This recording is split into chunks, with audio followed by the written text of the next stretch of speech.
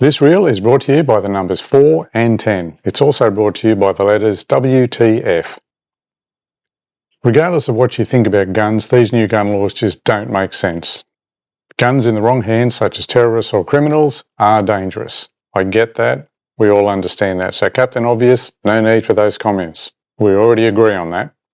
However, if you pass stringent tests, wait the prescribed time and are a reasonable person, you will be issued a firearms license.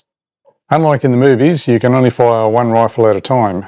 So under the current law, you can have more than 4 or more than 10, and many firearms owners have more than 10 for a number of reasons, whether it be sporting, collector, etc. I won't go into that. That's information for another day.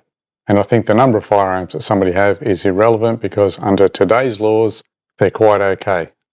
Under the newly proposed laws, which are about to go through, a firearms owner will only be allowed 4 or 10 firearms depending on their situation.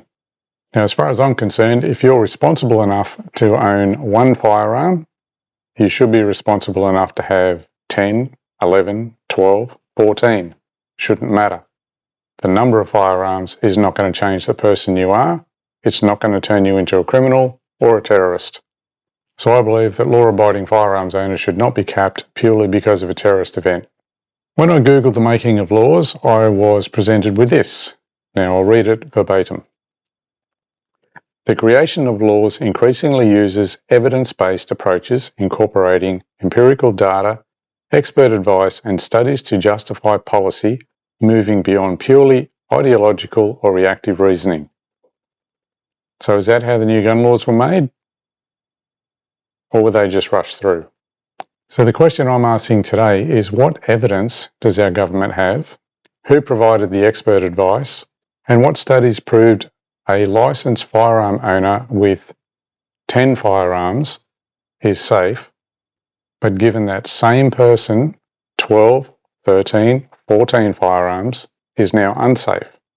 Somehow I think they had no evidence, they had no expert advice, they had no studies, and they simply wanted to look like they were doing something when they panicked after a terrorist event. Now, like I said earlier, regardless of what you think about guns, just stop and think about this decision that your government's making. Is there enough evidence to justify spending $1 billion of your money buying back firearms just to reach a cap of 4 or 10? Can you see any logic in that? Can you see how this will stop crime in Australia, how this will stop terrorism? Is it money well spent? Now, if you like the reel, hit the like button, but more importantly, hit the share button and see if someone can come up with an answer.